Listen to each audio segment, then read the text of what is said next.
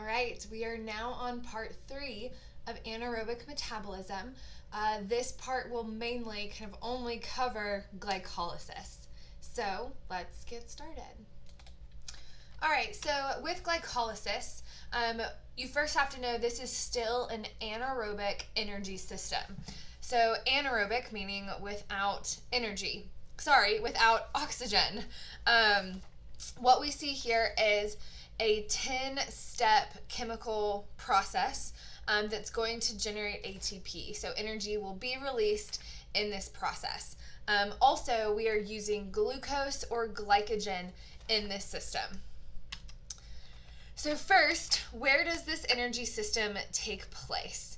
So as you probably already know, when we started talking about the ATP-PC system, the system in part 2, that took place, we know, inside muscle cells. It took place inside the cytoplasm, so glycolysis also takes place here. So both glycolysis and the ATP-PC system take place in the cytoplasm of the muscle cells, whereas aerobic metabolism, which is the Krebs cycle and the electron transport chain, that takes place in the mitochondrion, or the mitochondria, which is plural, and we'll talk about that in chapter 3. So the sarcoplasm is the cytoplasm of a myocyte. So when it says cytoplasm here, that's just of all kind of any other cell in the body that's not a muscle cell. But the sarcoplasm is the cytoplasm of a myocyte. Again, that's a muscle fiber, which is the same thing as a muscle cell. So this definition is kind of the purpose of glycolysis. We already know that we are breaking down glucose, which is obtained through our bloodstream, that's our blood sugar, via a process called phosphorylation, which we'll talk about, or by the breakdown of muscle glycogen, the glycogen stored in our muscle, via glycogenolysis. And both of those processes will resynthesize ATP. We're resynthesizing it because we are using it during exercise, so we have to make more, and that's the synthesis of. We already know that no oxygen is required in this system, and we know that it lasts for about 30 seconds to 2 to 3 minutes of high-intensity exercise. So one thing to note is that the ATP-PC system does not stop working. You have to understand that. It's just no longer provides the majority of the ATP when the duration is from 30 seconds to 2 to 3 minutes. So anytime we're exercising in this time frame, glycolysis is the primary contributor. It doesn't mean that the ATP-PC system stops working or shuts off. It's still producing ATP. So it's still giving us ATP. It's just not the primary source of our energy anymore. So they're always working. All systems are always active. There's just one that's going to be the primary contributor.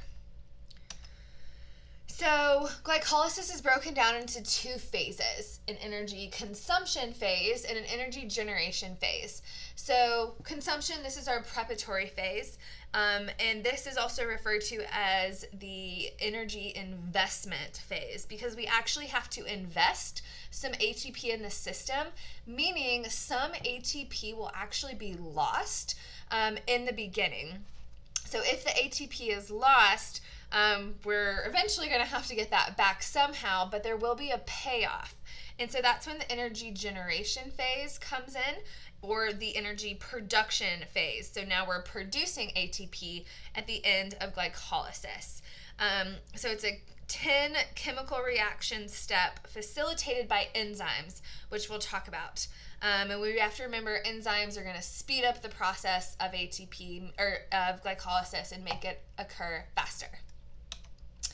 So this picture right here is just another infographic, and it talks about kind of the outline of what we'll discuss with this system. So energy system 2, this is our anaerobic lactic system, so glycolytic or glycolysis. We're using glucose, and there's no oxygen present. We're taking glucose, we'll put it through glycolysis, and we're going to make something called pyruvate, and we're going to get some byproducts here. We'll talk about the byproducts being lactate and hydrogen. And then that metabolic accumulation is going to contribute to fatigue during this type of exercise. Medium capacity for generating ATP. So it does produce a good amount, but it still doesn't produce enough to give us energy for longer than 2 to 3 minutes. And then down here we see contribution, predominant energy system for maximal intensity exercise lasting 30 seconds to 3 minutes. So yeah, primary or predominant system. But remember, the other systems are not completely shut off. Okay, so this is glycolysis. This flow chart will get us to how we actually generate ATP. So let's first talk about what does glycolysis mean. Glyco means sugar. Lysis, we already know, means breakdown. So this system literally means the splitting of sugars and releasing energy. This system only explains one molecule of glucose. So one molecule of glucose enters this system and goes through all of these steps. So the purpose of this is, well, first we know glucose is a 6-carbon sugar, and that's going to be split into 2 molecules of pyruvate, which is a 3-carbon sugar, and the pyruvate is at the very end, and we're going to talk about each one of these steps. This entire process will yield 2 molecules of ATP and 2 molecules of pyruvate, which will be shuttled to the next energy system, and will produce 2 NADHs, and we'll talk about that as well. The purpose of each step reaction is discussed in detail in maybe like an advanced bioenergetics class, which is at the master's level. We're going to discuss each step, but not like the actual scientific purpose. But just so you know, why do all these reactions have to occur? Like, why does glucose have to go through 10 steps in order to enter into the next system? The purpose is we want, and this is, remember, all occurring inside of a cell. The purpose is we want to make the cell become more unstable. And if the cell becomes more unstable, it's more likely to give off its energy. And we want that energy. So the splitting, every time we split glucose and transform it into a different product, the cell becomes more unstable and it's likely to give off its energy. Okay. So I've broken this process down for you into smaller phases, and so that every little clip you see is just like a small portion of this entire chart. So starting at the very top. So this is our investment phase. We're going to lose 2 ATP here. So blood glucose is what we're going to start with, and that came from the bloodstream. So like we just consumed a meal and we have blood sugar. So we have glucose readily available to use. Glucose is a 6-carbon sugar, which we see right here. And there's an enzyme called hexokinase. The purpose of hexokinase is the phosphorylation part of glucose in the cell's cytoplasm. So what's going to happen here is ATP is actually going to lose a phosphate group here. So ATP lost a phosphate and is now a DP. So we lost an ATP. But we took that phosphate and we added it right here. So we had glucose, 6-carbon, there's our 6, and this phosphate that we took from ATP, so ATP is triphosphate. That means there's 3 phosphates right here. And then diphosphate means there's only 2. So where did that other phosphate go? It was added to the glucose 6. So we had to get glucose into glucose 6-phosphate. So once we did that, that's called phosphorylation. So we have to phosphorylate glucose, meaning we added this phosphate right here to the glucose molecule. Again, phosphorylation is just the addition of a phosphate group. And then glucose 6-phosphate is converted into its isomer which is fructose 6-phosphate. An isomer, isomer, is a compound with the same formula but in a different arrangement of atoms. So same formula, different arrangement of atoms. So that's what fructose 6-phosphate is to glucose 6-phosphate. But now let's talk about what happens if we use muscle glycogen. So muscle glycogen is stored in the muscle or in the liver, but if we're exercising, then it's just going to be coming from the muscle cells. So glycogen is broken down by an enzyme called phosphorylase or glycogen phosphorylase. So if we start with glycogen, we do have to undergo glycogenolysis, where the chemical bond between one glucose and the rest of the glycogen molecule is broken by this enzyme phosphorylase. It's going to add a phosphate without needing to invest in ATP. And so you see right there, we had glycogen, and now we have a phosphate group. Phosphorylase did that for us. So it adds the phosphate. We didn't have to lose an ATP. So that's the benefit of starting with muscle glycogen, is we don't have to invest one of our ATPs. We can keep it. So these are just, and also keep in mind, these are two different pathways in which the system can start. But then after that, it's going to be the same right here. So the breakdown yields glucose 1-phosphate, which can be readily converted into glucose 6. So this conversion is really simple and easy. We don't need to invest any other energy, and it spares us the ATP. All right, the next step is we have to lose another ATP. So when we lose that other ATP, the enzyme, this right here, phosphofructokinase, or PFK, is the rate-limiting enzyme. Think back to what the rate-limiting enzyme is. It controls the rate at which glycolysis works or functions. So PFK uses another ATP to transfer the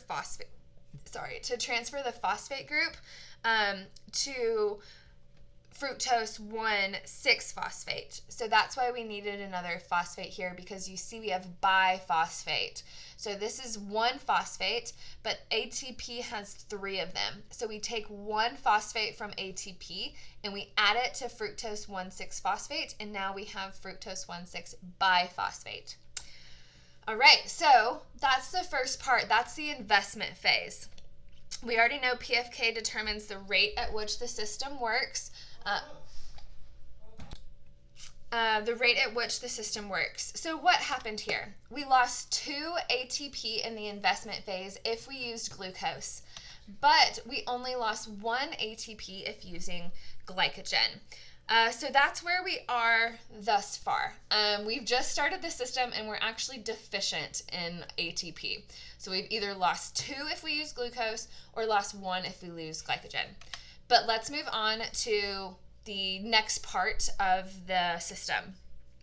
So what we see at the top is an enzyme called ATAlase. ATAlase is the enzyme here that's going to split fructose 1,6-biphosphate into these other molecules on either side. So that's the enzyme that works there. So when fructose 1,6-biphosphate is split into 2 sugars, those 2 sugars are isomers of each other. So here are isomers. So we see this arrow right here. That means they are basically have the same formula, just different arrangement of atoms. So those are isomers of each other. So if you look at the rest of this, it's going to be a mirror. It mirrors each other. So it's identical. So that was our 4th reaction. The 5th reaction was just to basically get this molecule here to this 3-carbon sugar.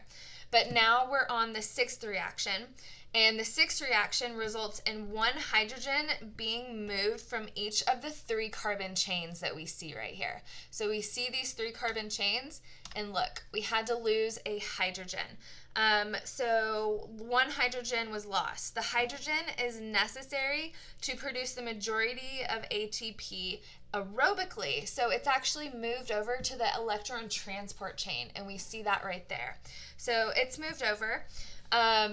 First, let me tell you, NADH is a hydrogen carrier molecule. So it's going to accept the hydrogen and make NAD, NAD is the hydrogen carrier. It accepts the hydrogen and it transports it to the next energy system, which is the electron transport chain. So NADH is not destroyed, it's just going to be transported. If NADH is not used in the ETC, which is our aerobic metabolism, due to a lack of oxygen, it's moved to the last step in glycolysis, which we'll discuss, and you see that arrow sends it straight to the bottom. So we'll talk about that one later. So that was the 6th step. Now we're on the 7th step. So the 7th step, a phosphate is added to this biphosphoglycerate. So we had to add another phosphate here, and now we have 3-phosphoglycerate. This word you see at the top, that's what NADH stands for. I just forgot to tell you. So this is the NAD molecule, and when it picks up the H, it just adds the hydrogen. But back to this. So we see that we have gained an ATP. So we took a DP and we made an AT molecule. And since these two sides mirror each other, we had 2 ATP that were produced. So, like I said, it occurs on both sides there. And then we basically just transfer the phosphate down. So we have 3-phosphoglycerate, and then we have 2-phosphoglycerate, and then we have phosphoglycerate or phosphophenylglycerate, and then we have another ATP. So the cell has become so unstable that it gave off more of its energy. So we gained another phosphate, meaning now that we have produced 4 of our ATP. But we have to take into account what we lost at the very beginning. We lost 2 if we started with glucose, and we lost 1 if we started with glycogen. So this is the gross production. The 4 ATP produced, that's the gross production in glycolysis. The net production is either 2 or 3. So what's our end result here? I mentioned it earlier. The end result was to get pyruvate. We took glucose or glycogen and we turned it into pyruvate. So this last step, the 10th step, is the enzyme pyruvate kinase right here. Well, you can't see it, but that's where it is. Pyruvate kinase will transfer the phosphate to ADPT to form pyruvate in that last ATP. So that's where pyruvate kinase is. So yeah, we got our end result. Okay, now we need to go to this next slide here. So we have pyruvate. Like I mentioned, pyruvate kinase was that enzyme that worked there. And now pyruvate has 2 directions. So upon finishing glycolysis, the cell must continue to produce energy. It just depends on if it's going to be aerobic or anaerobic. So it depends on which direction. The presence of oxygen will continue in the mitochondria, but without oxygen, fast glycolysis will continue to produce energy here. So if you look up here, we have fast glycolysis and we have slow glycolysis. So we have 2 options. So what's our first option? First option is fast glycolysis. So you see here pyruvate turns into lactate. So with fast glycolysis, it means we still have a lack of oxygen in the cell. We're exercising at a really high intensity. So really high intensity without stopping, and you're still in that 2 to 3 minute mark as high as you can. This energy is too high for oxygen to be present in the cell. So pyruvate is converted to lactate via an enzyme called lactate dehydrogenase. Converted to that enzyme, and then we have excess hydrogen that doesn't get picked up. So you see here, that NADH that was produced at the top, pyruvate can accept those hydrogens and be converted into lactate. So accepts the hydrogen, picks it up, and converts it to lactate. But sometimes the excess hydrogens increase acidity if we can't buffer or clear it away. But the reaction itself actually consumes the acidity, or consumes the hydrogen, which will alkalize the cell, and that will decrease acidity. So lactate is an anion of lactic acid, meaning it's a negative ion. So it's not the cause of exercise fatigue. It's associated with fatigue, but it's not the direct cause. When all of this builds up, it can turn into lactic acid. So the acidity we feel, why are we so tired when we exercise at high intensities for 2 to 3 minutes? Number one is we are depleting ATP and creatine phosphate. Even though the body's making more in glycolysis, which is great, we have more energy, but now that comes with an increase in acidity. The acidity comes from if the body can't clear it away fast enough. And we'll talk about how does the body clear it away? We'll talk about that in a second. The second option is where it's shuttled to the mitochondria, which is where the Krebs cycle takes place. So this is called slow glycolysis. This means we do have to lower our exercise intensity and oxygen can become present in the cell. So I want you to imagine sprinting or cycling for 2 to 3 minutes without stopping. And you've hit that 3-minute mark and you're exercising as high as you can. Well, in order for you to continue into the 4th minute, 5th minute, 6th minute of your exercise, your intensity has to slow down. So you have to lower your intensity by either slowing your speed, not cycling, or running as fast. And that allows oxygen to move into the cells. And when oxygen moves into the cells, we can take pyruvate and we can go to the Krebs cycle and produce more ATP. So 2 pyruvates, because we have 2 on either side, those proceed to the Krebs cycle. It's moved to the next system. We make more ATP because if we want to keep exercising at a slower pace for longer duration, we have to have more energy. So ATP production will be less rapid, but we'll get the ATP in a greater capacity. So let's summarize here. ATP required to begin glycolysis and ATP generated by the end. All right, so glucose, we needed 2 ATP to start the system with glucose. We lost 2 ATP when we started with glucose, and I'm sorry, I'm so backwards. If starting with glucose, we only ended up with 2 ATP. And if we started with glycogen, we ended up with 3 ATP by the end of the system. That took into account what we lost in the beginning. Okay, hydrogen ions. So we already said that the NADH can take the hydrogen to the electron transport chain to produce more ATP. So hydrogens are produced in glycolysis and removed. So usually the hydrogens are accepted by NAD equals NADH. But if aerobic metabolism cannot accept the hydrogen, and the reason would be that the intensity of our exercise is too high and there's not enough oxygen present in the cell, then we already mentioned pyruvate can accept the hydrogens to become lactate. So basically this process consumes the leftover hydrogens. This occurs when there's not enough oxygen present in the cell, and this will help to decrease acidity. The increase in hydrogen occurs when pyruvate does not accept enough hydrogen and they are accumulated in the cell in excess, and that's what causes the acidity. So normally this reaction would decrease it, but when we exercise so high, it may increase that acidity. This is called metabolic acidosis. So when the intensity of our exercise is so high, we do see a decrease in blood pH.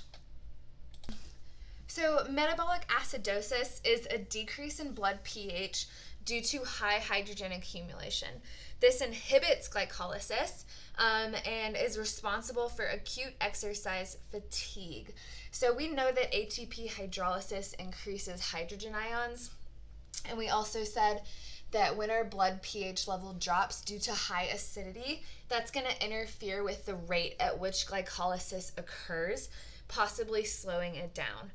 We'll talk about in chapter 3 how the body can clear lactate away by metabolizing it for energy. And we'll talk about that a little bit in part 4. But yeah. So overall net production of ATP, we had 2 NADH molecules that were moved to the electron transport chain. So we're going to assume that we're going through slow glycolysis and there's enough oxygen present in the cell. So 2 NADHs that were moved over will produce more ATP with those later. And then we had 2 ATP if we started with glucose, or 3 ATP if we started with glycogen.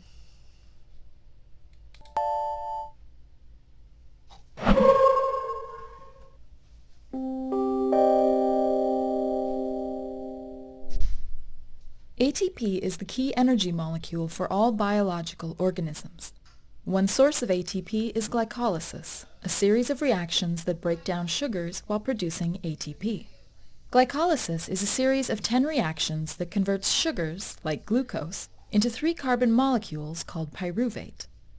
Glycolysis is an important pathway for cells because it produces ATP, and other products such as NADH and pyruvate that can be used later to produce more ATP for a cell.